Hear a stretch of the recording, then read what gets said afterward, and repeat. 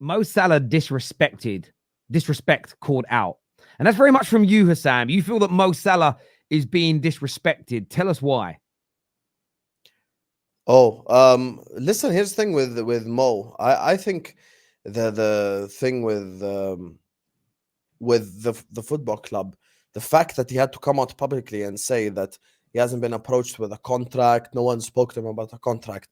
I think that is a plain disrespect to Mo. I Oh, think you mean Liverpool? I thought you meant rivals. Oh, let's go. Let's go. oh, there's both sides to this argument. I mean, Freya, bring me there's the popcorn. Let's there go. is there is there is there is disrespect from the within the fan base, of course, because there are people who, to be honest with you, if I were to say the honest truth, it's the Mane sexuals who can't get over the fact that Mo is like in a different stratosphere, and Mane is currently playing for Al Nasr in Saudi Arabia and not even playing well there to begin with. So that's who that comes from. But the truth of the matter with rivals, listen, I don't disrespect other people's legends unless I feel like I have to make a point. For me, with yeah, don't even let's not even go there, please. I know as soon as he does that, exactly who he's talking about. But when it comes to to Mo, look, when you're consistent over an 8 year time in the Premier League, for someone that was called the system player to develop under a new manager, still be our best forward, still be the best winger in the Premier League in 2024. This guy, as things stand, has we're saying except Haaland. So let's push Haaland to the side because he's the robot and all this. So he has 3 goals in 3 games. He's got 3 assists in 3 games, and he has the most big chances created in the league. This is someone who has been consistent over an 8 year period, and he's slowly elevating himself levels above a lot of players that we watched. For me, I think he's the second best winger in Premier League history because Ronaldo did win a Ballon d'Or. That is the thing that we have to just be completely honest about. Me, I think I look always at what the individual does. I'm not interested in team achievements. I think what he did in terms of winning the Ballon d'Or and the way that, he obviously won the top goal scorer in the Premier League and everything that Ronaldo done. I know he done it over a shorter period of time, but I still put Ronaldo over Mo. I think the top three, in my honest opinion, would be Ronaldo, Mo, and then Hazard in that order. I think the reason why Mo is better than Hazard is over the last 3 year period is the reason why Mo is better than Hazard. And I'll tell you why. Went back, developed his game, worked on his game, and now has unlocked the playmaking gene because this wasn't him before.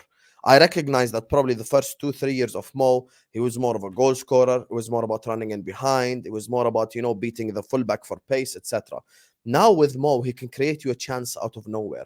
He can create he can create the winger's chances. I mean, the cross for Diaz with his weaker foot right onto the head of him. The same with the pass outside of the boot into Luis Diaz in between two center backs. These are not passes that like these are not passes that a random winger can make. And I think I've put it this way. I think this is the fairest way to put it. Mo's playmaking is closer to Hazard's than Hazard's goal scoring is closer to Mo's over the last 3 years. And he's developed that so much. I mean, even last season, he could have easily won the Playmaker Award. He had the most big chances created in the league. If Dumb and Dumber took their chances, he would have literally won the Playmaker Award. So, and when I say consistency, I'm not talking about his times at Lille or Mo's time at Fiorentina, Basel, Roma, etc. I'm saying in the Premier League. The thing that works against Hazard is Hazard had the worst season of any superstar player ever in the Premier League. The year where Chelsea finished 10th and they were absolutely rubbish. He had a horrendous season on an individual level. We've had bad seasons with Mo here under Jurgen Klopp. We've had bad seasons, but he still shone through. I mean, the season where we finished fifth, no one sat here going like, whoa, Mo Salah's so rubbish, get him out of the club. No, everyone wanted Mo to get a new contract. Everyone wanted, because he still played. And this for me works against the system merchant argument. I know Terry hates this thought. A lot of people don't like it, but I'm going to assume that system player is a thing. I'm going to assume that it is a thing and it's real, and there are certain players that only play well in certain systems. The fact that Mo Salah delivered with Nat Phillips and Reece Williams hugging the goalkeeper, not being able to play a high line, and he delivered with the new Liverpool 2.0, completely different new midfield, and he's delivering now with a new manager under Arne Slot, shows me that consistency is king. And I'm not interested in trophies because, yes, Mo only has 1 league title in 9 years, but that's not Mo's fault. Listen, regardless of whatever you say, Mo Salah is not at fault for us having 1 league title in 9. It's FSG's fault. It's the shit players' fault. It's stuff like this. But he has always delivered. I mean, even like we look at the title run in the quadruple charge season, people go like, man, Mo Salah wasn't the same after AFCON. Sadio Mane was a lot better in that time. Yeah, but Mo Salah had more GA, literally. Sadio Mane playing striker in that last 6 months. So people's agendas will continue forever running. And I think there's a touch of people just loving aesthetics. Because people always want someone to just dribble past 5, 6 players. Mo has the capabilities of doing that. He does that every now and then. Doesn't do it as often as a Hazard did. So that's what I say. Do you know what it is for Mo me? Salah is closer to Henry than Hazard is closer to Mo Salah, by the way. That's a fair That thing is to just a say. fact. That's I a agree. fact, by the way. Mohamed Salah, number one, I'm going to just say this. To come to the Premier League, and before Terry speaks, in your first season, when you weren't the manager's first choice in the transfer market, right? That means, don't tell me the plan was built for him. The system was built for him. And to break the Premier League record that stood for 20 years is something not a lot of players can do.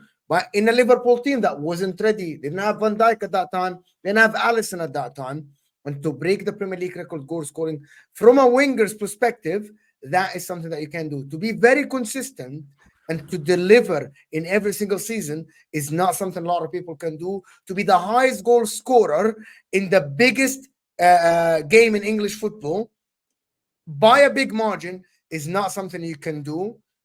It's actually a lot of stuff that people say, but Hazard can dribble better. Well, Mohamed Salah dribbled a lot of people and he scored amazing goals. He won the Puskas Award for a reason, right? And the fact that Liverpool didn't win trophies, well, you rate Thierry Henry, were all his achievements in England in terms of the Premier League or the Champions League is 2 Premier League titles. He had to leave Arsenal to win the Champions League. So Mohamed Salah won a Champions League and a Premier League with Liverpool, plus some cups. So that is similar. If you want to go with trophies, you cannot rate Henry. You say Rooney's better. But if you want to go in ability, you say about Henry. Which one is it? I think Mohamed Salah. Thierry Henry won 2 Premier League titles. 2002, if I'm not mistaken, and 2004, if I'm not mistaken. In 98, he wasn't there. In 98, he was still at Juventus, if I'm not mistaken. So he won 2 Premier League titles. So for me, Mohamed Salah is very close to Henry in terms of that. Of course, Henry for me is the better player because I saw Henry literally do the Ronaldo thing, which is the game is stuck. I'm gonna get the ball at halfway line and literally just I'm gonna score a goal. I saw Ronaldo do that. No, but that's the thing, Mo. There's something you mentioned there regarding moments. Many people don't realize Mo's moments. There are so many moments. Like if we're talking purely, he has the most goals or assists against City, against Spurs, against Chelsea, against Arsenal, against Manchester United. How? He's first player to score a hat-trick at Old Trafford since R9. There is a lot of things that work with Mo. For me personally, Mo Gunner, I think Henry is the greatest Premier League player ever. I never said that.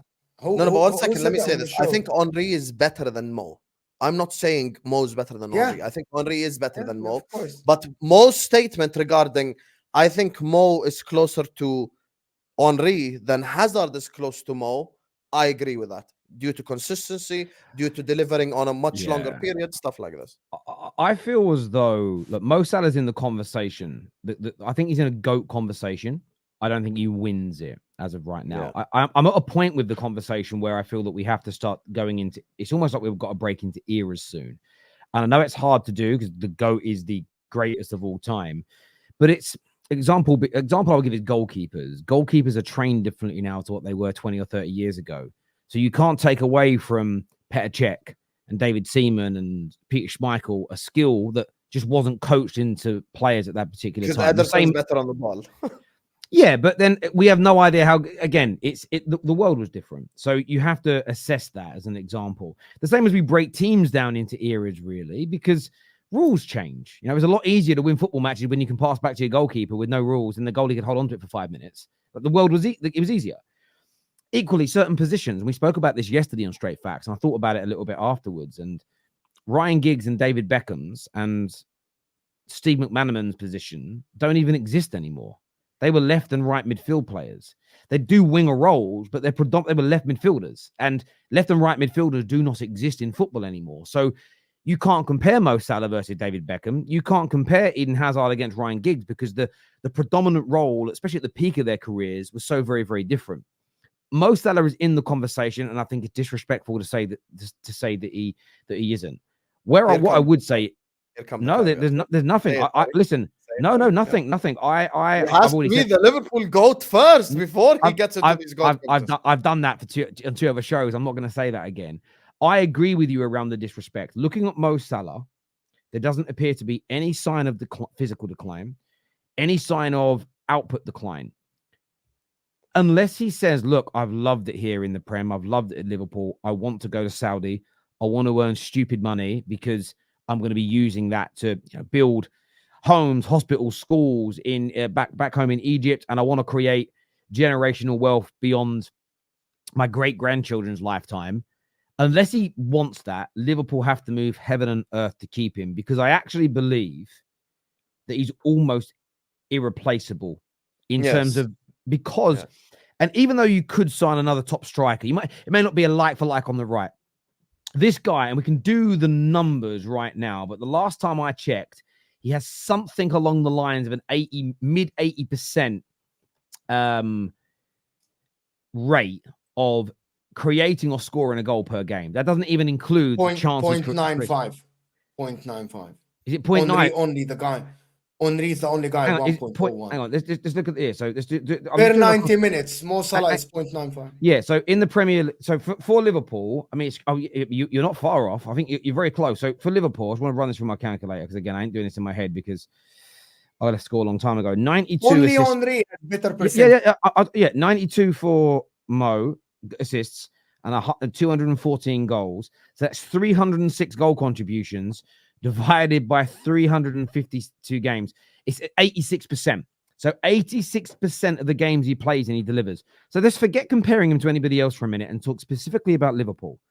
That is a player that is creating a goal or scoring a goal for you in 87% of your games.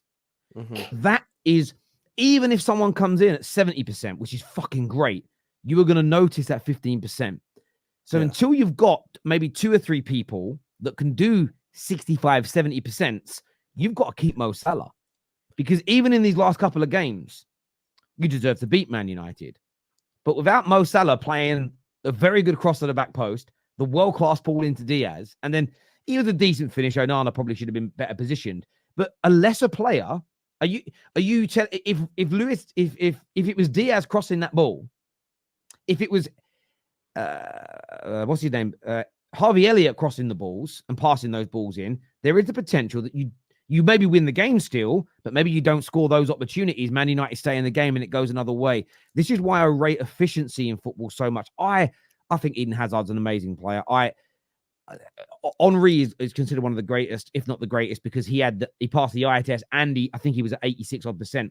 But the reason these players are so amazing and why most of the attackers in the world football that we genuinely look at as the greatest of the greatest of the greatest, you look at their percentage of created goals and goals scored in games, it's always very high. And that's the reason, more so than the eye test, as to why we rate them so highly, because they're just so efficient. And it's in those moments, like he had against Man United on Sunday, someone that's 10%, 20%, 30% less efficient is going to mess that cross up, mess that shot up on a far more regular basis.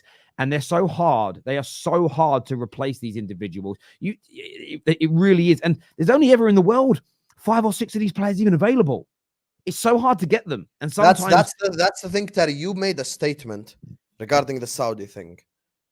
The statement that Mo made on his interview shows that if you actually put the contract on the table, he will sign it. So it's actually the exact opposite. It puts all speculation to bed. I think you give him the contract, he will sign it. Because here's the thing. Sports science, the way that Mo takes care of his body, the way that he's just serious about the sport, there is literally zero reason to say that he can't move to Saudi when he's 36, when he's 37. People need to understand something. I'm from the Middle East and I understand this. Mo's move to Saudi Arabia will be on forever. He could play the last year of his career there, the last 2 years of his career there. That's never, ever going to be a thing. And he would still deliver in the Saudi League at 37, 38, 39. The thing for me is right now, we are disrespecting him as a football club because we must offer him that contract because he deserves it.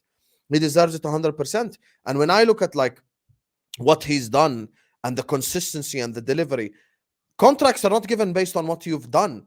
But I still look at this Liverpool team and I still think till the second that Mo is the best forward we have. And it's funny because you mentioned replacements.